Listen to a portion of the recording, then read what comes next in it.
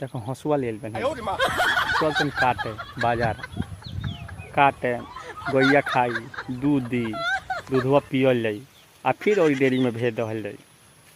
कहाँ से देहात के रीति रिवाज है बा, एक टाइम के दूध खा आ एक टाइम के डेयरी में भेज दो। घरे रहब भाई लोग से मिलजुल के तो फायदा बा।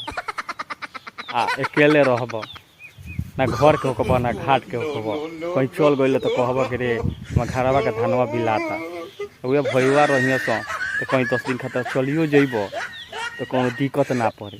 यही से कहते नहीं भाई भाई से लोग से मिलजुल के रहिए लोग। भाई कुछ बोलिए दी तो का जे अपन भाई न हो ठीक बा।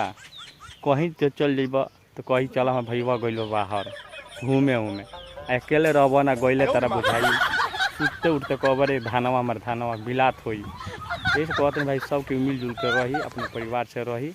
अरे भाई में केकरा से झगड़ा ना होला, मेहरारू चाहिए तो घर के स्वर्ग बना दी नरक बना दी। ठीक बा भाई, यही से आप विराम करते हैं, फिर अगला वीडियो में कुछ कह है ठीक बा।